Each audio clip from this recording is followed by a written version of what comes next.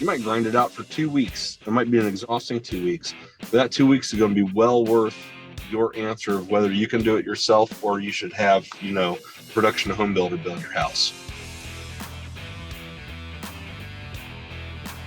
Back aboard the Ohio Painting Company podcast, I'm Brett, the host, alongside Kevin Sillaman and Nick Goebel, both in the car this week. That's pretty cool. Out and about, I would assume. What's going on, fellas? Just did a bid on a country kitchen and a barn roof, and that's it. How about you, Nick?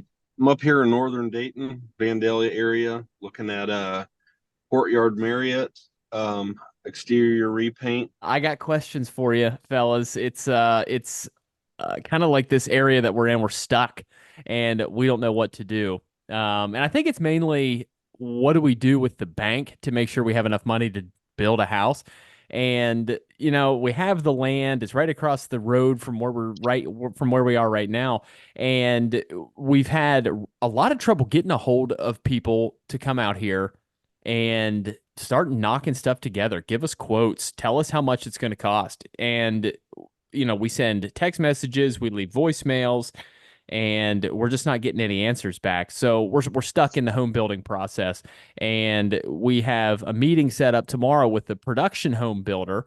And you go on these websites, you look at these houses that they're capable of building, and they're just gorgeous. And you're like, yeah, that's the one.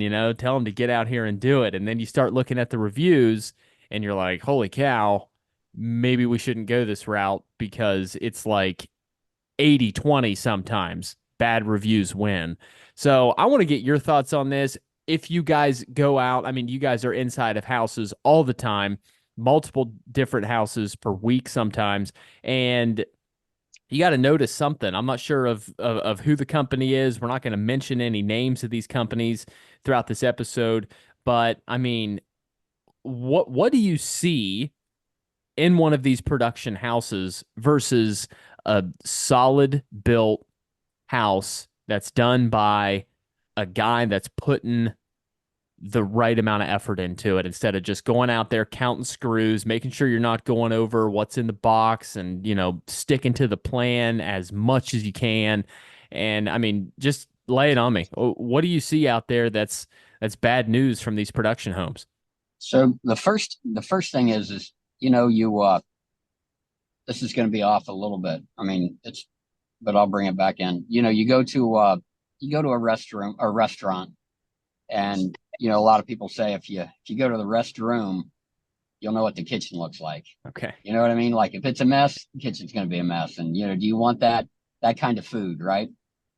And a lot of houses look good on the exterior. Like the restaurant might look really good, but what you're talking about is it's the kitchen. It's the bathroom. Where's it at? And I don't really mean on the builder. Where does he, what kind of kitchen does he put in? Not on that line. You definitely want to know what grade of granite you're getting, or the countertops. The wood trim. You want to make sure that it's wood, not just like some pressed MDF. wood that. Oh yeah, MDF, like a lot of contractors do. It lowers the price, but in the long run, if you get any water, any damage at all, it just swells. It's really just the corners, they bite off, the tops of the trim boards. They'll shave off, and in that route. But then the really nitty gritty really is the fine finishes.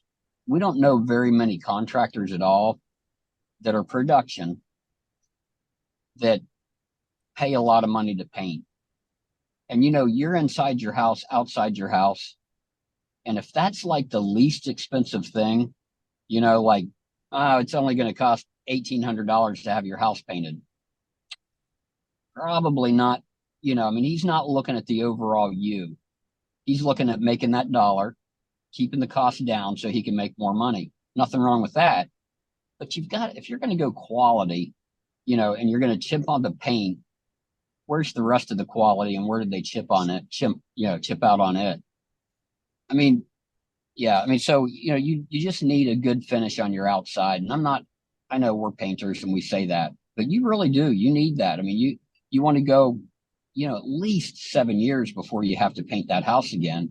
And if you've got some cheap, painter that's just blowing it on and barely getting the second coat, and the primer shows up after a year because he missed spots, and if they even primed at all, I mean, it's just not what you want. You really do want somebody that's got a good quality painter that doesn't just say it, but you can look at their reviews too and find out about that company. But there's the biggest part, I think, is just going through. Once you have that contractor, you get all his contacts, that he's going to be using, what company he's going to use for the landscaping, who's he going to use for the excavating, I mean, just all of the things, and look at their reviews and see what kind of quality they do. And if they're good quality people, I mean, you should be right in. You're going to have a hard time finding the one that you want that way. So don't look for perfection. Just look for the best reviews, people that really do care or seemingly care. Yeah, Might I have been a love little that. much. Sorry. No, I see. I'm taking it all in, and I'm taking all these mental notes because before you jumped on, I was telling Nick about the Amish help that we are really leaning towards because he came back with a fantastic number, poured walls. He's bringing somebody in to do that, and then he told us what he can do in a week and a half, like we mentioned a couple weeks ago on the show. And I mean, he's talking the entire exterior, siding, roof, windows, a week and a half, gave us one number estimate. And I mean, it was gorgeous. The number. We love it so much. And you hear that word Amish built and you think that means quality right off the bat. I understand that there are bad reviews on this end as well, but just there's some sort of trust there. And I'm trying to convince my wife that we are going to have to take a risk at some point throughout this entire thing. And she's really not having that. But that's got to be something that we both really need to realize. But then, Kev, it's everything else. It's water, HVAC, electric, insulation, drywall, countertops, flooring, cabinet, showers, concrete, gutters, and plumbing. And we have to find all those people. Now, I'm okay with doing that as long as we're getting the right folks. And Nick, you can jump in on this thing. There's no question that we are going to have to put our budgeting skills to work here. Because if we do get one number from the bank, then we're really going to have to shop around and make sure we're not blowing this budget. That's going to take, I mean, so custom home builder is disciplined in the way that he knows what kind of quality finish he wants. He knows how to demand it. He has his guys, and he can get cost savings through volume. Now that's a custom home builder, and they're more aligned with the type of quality output that Kevin and I are used to. Where you save with the Amish guy as far as that number goes, I mean, you haven't stacked everything else up on top of it. Now, with a production design home like and I will name names like Ryan Dries, potentially Schumacher. I'm not there's you get a Fisher, they're kind of a semi-custom builder. So they kind of straddle both. Like homes like that, it really, you are at the mercy of whoever your project manager is going to be. The project manager is well liked, he's organized, he runs a tight ship, guys will gravitate to him and like him. And so out of the pool of contractors that production home builders have, they're going to have a better pick of those guys coming through. More guys are going to work with them, not necessarily because they pay more, but if they're more organized, it's more efficient. That's better for you. It's better for them. So, if you have the opportunity to sit in front of them and you are considering going that way, there's going to be cost savings. There's going to be less headaches. You are going to get more of an economic break on some of these things. And some of those economic breaks, you don't really see them in bottom line. What you see them in is more of convenience to you, that you don't have to manage the project and that they're there and that's your single point of accountability. But if you can request to interview with that guy, whoever your production, the production manager is for the neighborhood or your house, then that actually might save you a lot. On the flip side, to have the house raised by the Amish guy, that number might be good, but you also don't know, what your roofing cost is, your gutter cost, HVAC, electrical, all of those things. And although they might be incrementally higher across the board, you have to manage the logistics of that. And If you don't have the timing right on that or the order of events right, then your project's going to delay and delay, and the guys can't get it finished fast. So you're going to drop to the bottom of priority as far as those individual guys are. So I mean, I think it's a good life lesson, and probably it'd be worth it if you're willing to pour yourself into that and learn how to GC, because that'll carry on for the rest of your life.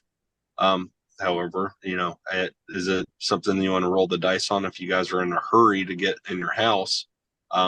If you're in a hurry, then I would weigh that factor also, because it's going to take longer. Again, custom home builder, they are where they are, not because they're geniuses, but because they know how to um, they know how to get cash from the crop. They know how to milk guys right and get the best out of them, and also organize them in an efficient manner to where there's always some type of production going. And reason we don't really do much new construction. We do a lot for remodelers. They run tight ships. They're highly organized. Production new home builds.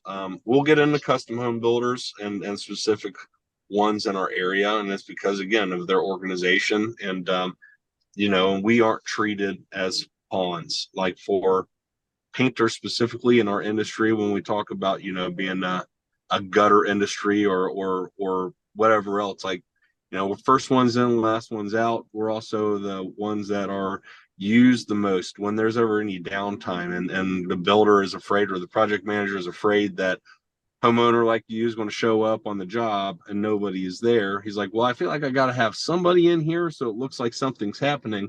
Guess who that guy usually is? It's usually the painter.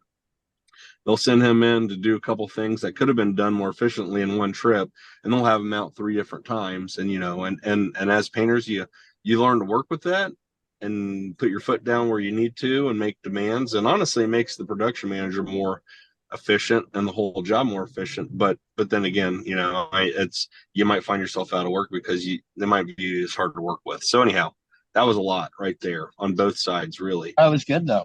That was good. Yeah. I mean, without a doubt, you've got to make sure that, as us, you've got to make sure that you put your foot down. But Brett, I believe if you have the time, or if you can take, an extra 3 months to build the house, that, if you went out there and got 3 quotes from an electrician, 3 quotes from, your drywall guy, I mean, just 3 quotes from everybody, immediately throw the bottom one out, because he needs the money so bad it's not funny. I mean, almost inevitably.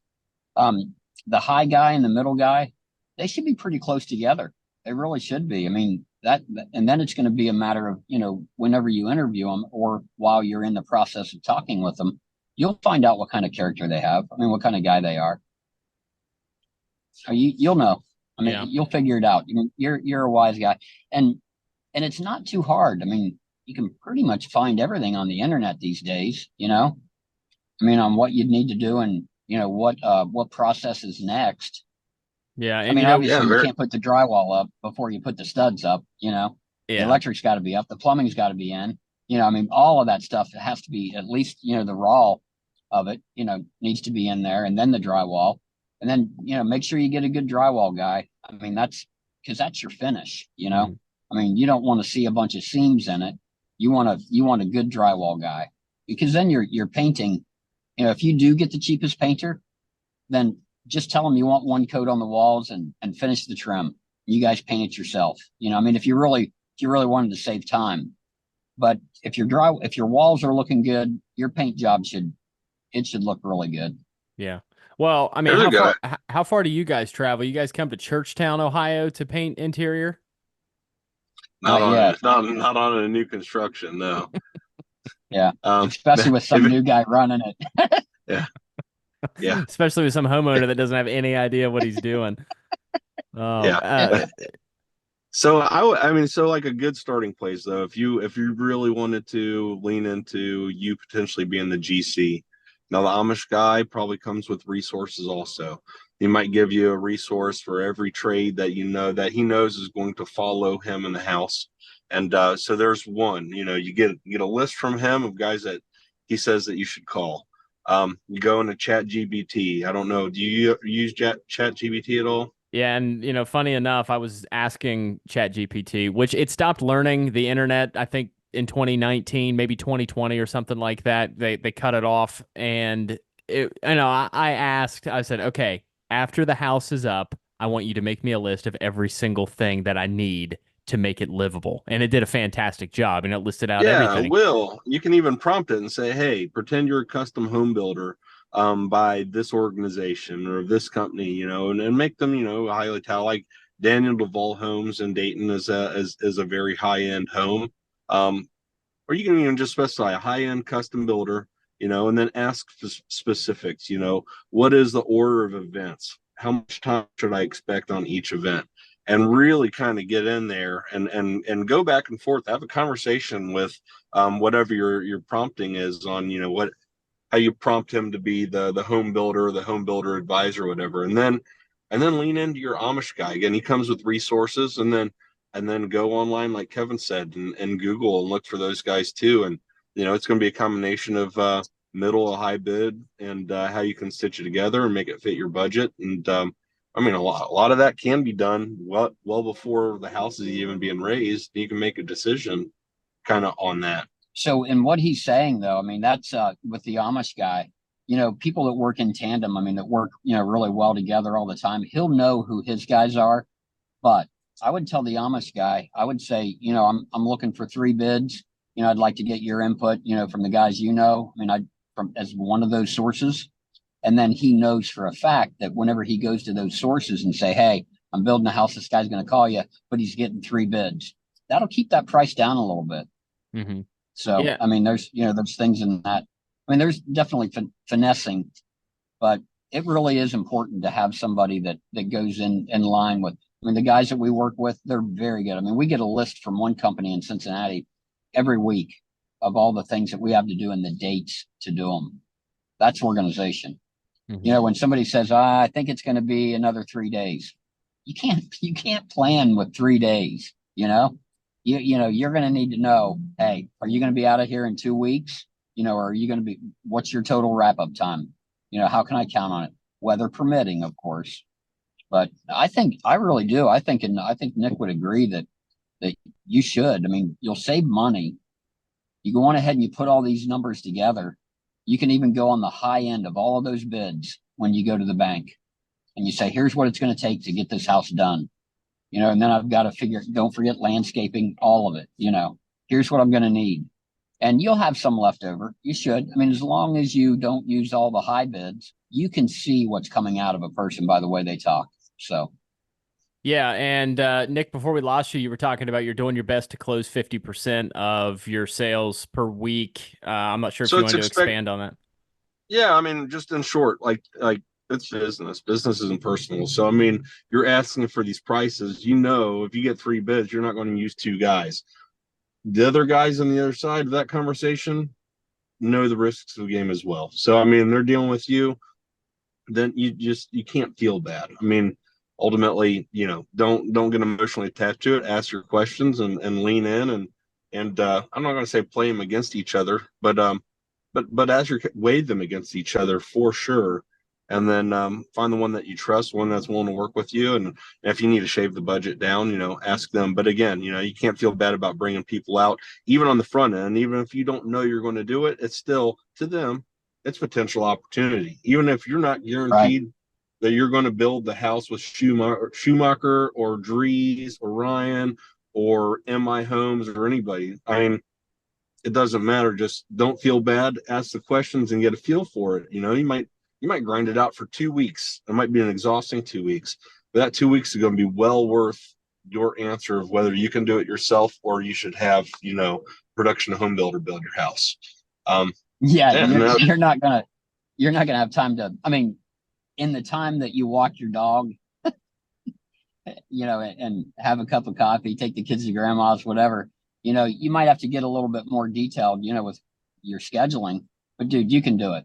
You've got the time to do it, and you definitely can do it. I mean, you're a well-educated guy. I mean, without a doubt. I mean, it's the confidence to do it, and that's all it takes. Just get it done. Make sure you talk to the wife and tell her, hey, I'm going to take this project on. It's going to be hard, I mean, it really is, but if you can bear with me, anything that you want to know, let me know, and, ask questions, and I'll try to give you the best, that I've got, and we can work on it together. But dude, and then when you guys are having drinks in the kitchen or on the back patio overlooking the yard in the sunset, and your company asks who built your house, you can just smile real slowly and be like, this guy. It was me. This guy. You remember this those guy. 2 weeks? Do you remember those crazy 2 weeks we had? Now look at us, And the situation we always get ourselves in, like as human beings, we get a headache and we jump online and we have brain cancer. And it's the same thing with these. If you Google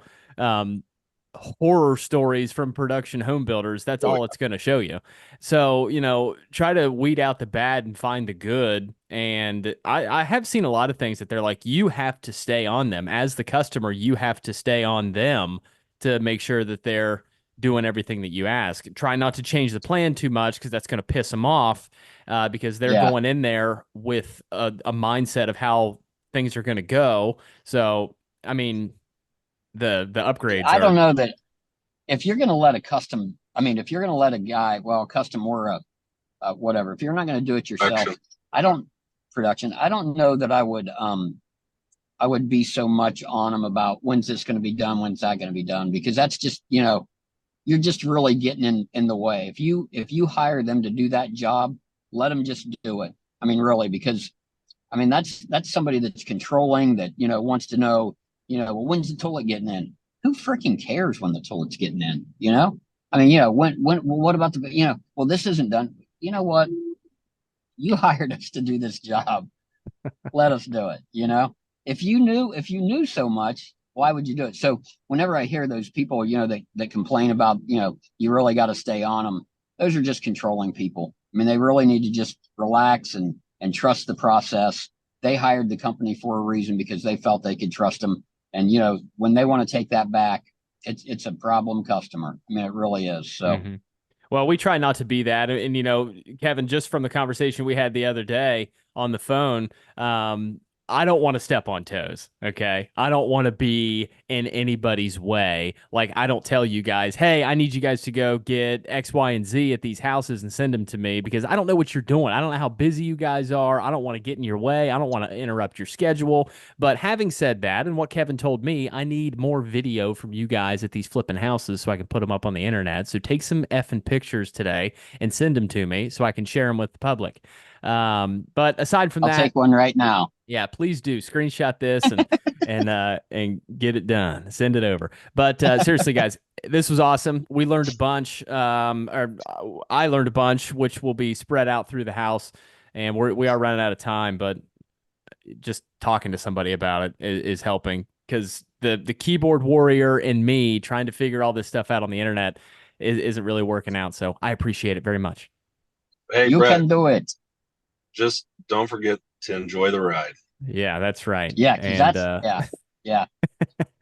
Learning experience coming up. I would say we got more content on this as the months pass by, but time crunch. I mean, do these guys build in the winter? Are they going to be out here knocking this thing together when it's cold? Okay, that's what I wanted to hear. And freezing the concrete. Yeah, it all comes together.